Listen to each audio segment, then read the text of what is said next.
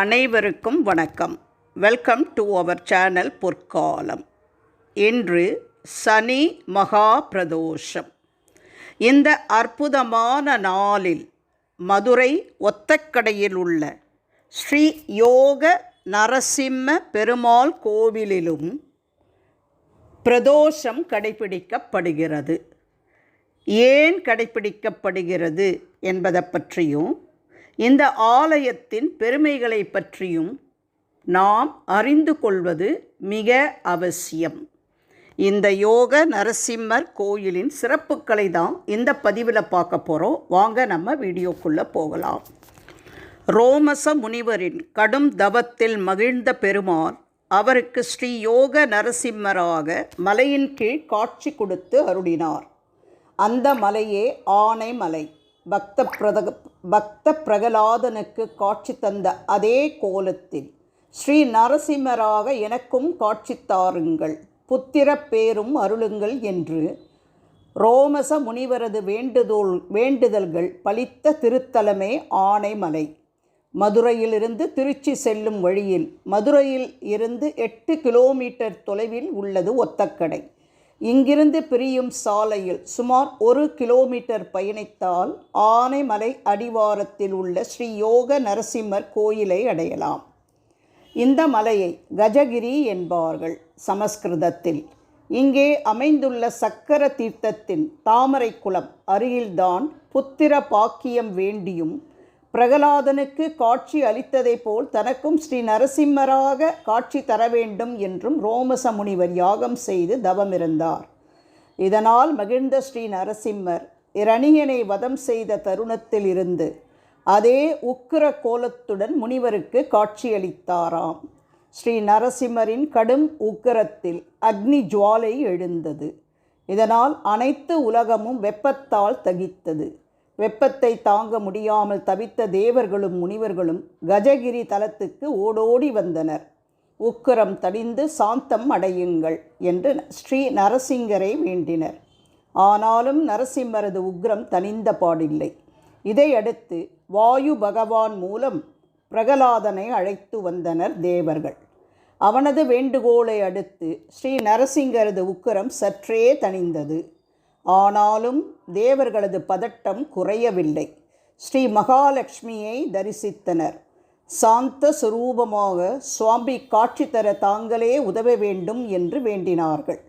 அவர்களது வேண்டுகோளை ஏற்ற ஸ்ரீ மகாலட்சுமி ஸ்ரீ நரசிம்மரின் வலது மார்பில் குடியேறி அவரை பரிபூரணமாக சாந்தப்படுத்தினார். ஸ்ரீ நரசிம்மரும் சாந்த வடிவில் யோக நிலையில் காட்சி தந்தார். ரோமச முனிவருக்கு புத்திர பாக்கியத்தையும் வழங்கி அருளினார். ரோமச முனிவருக்கு மட்டுமல்ல, சிவனாருக்கும் அருள்பாலித்த தலம் இது என்கிறது ஸ்தல புராணம். ஒருமுறை பிரம்மாவின் 5 தலைகளில் ஒன்றை கொய்துவிட்டதால் சிவபெருமான் பிரம்ம ஹத்தி தோஷத்திற்கு ஆளானார். இதிலிருந்து விடுபடுவதற்காக கஜகிரி சேஷத்திற்கு வந்தார் சிவபெருமான். இங்கு உள்ள சக்கர தீர்த்தத்தின் நீராடியவர் ஒரு மண்டல காலம் இங்கேயே தங்கி ஸ்ரீ நரசிங்கரை வழிபட்டாராம். யானை ஒன்று படுத்திருப்பது போன்ற தோற்றம் தரும் இந்த மலை வெகு அழகு. இதன் அடிவாரத்தில் அமைந்த குடவரை கோயிலில் அருள் பாலிக்கிறார்கள் ஸ்ரீ யோக நரசிம்மரும் ஸ்ரீ நரசிங்க வள்ளித்தாயாரும். முதலாம் வரகுண பாண்டியனின் அமைச்சரான மாரங்காரி என்பவன் கிபி 770 இந்த ஆலயத்தை எழுப்ப முற்பட்டானாம். ஆனால் இந்த திருப்பணிகள் முற்றுப்பெறாமல் பாதியிலேயே நின்றன. மாரங்காரிக்கு பிறகு அமைச்சராக பொறுப்பு வகித்த அவனின் தம்பி மாறன் பொன்னன் கோயிலின் திருப்பணியை நிறைவேற்றி முன்மண்டபம் எழுப்பியதாக கல்வெட்டுகள் தெரிவிக்கின்றன. கோயிலுக்குள் நுழைந்ததும் தெற்கு பார்த்தபடி சுகாசனத்தில் அமர்ந்த கோலத்தில் மேலிரு கரங்களில் தாமரை, முன்னிரு கரங்களில் அபய வரத முத்திரைகளுடன் காட்சி தருகிறாள் ஸ்ரீ நரசிங்க வள்ளித்தாயார். கருட மண்டபம், மகா மண்டபம், முன்மண்டபம் கடந்து உள்ளே செல்ல சிறிய கருவறையில் யோகாசன நிலையில் கம்பீரமாக காட்சி தருகிறார் ஸ்ரீ யோக நரசிம்மர். பின்னிரு கரங்களில் சங்கு சக்கரம் திகழ முன்னிரு கரங்களை முழங்கால் மீது வைத்திருக்கும் ஸ்ரீ யோக நரசிம்மரை தரிசித்து கொண்டே இருக்கலாம்.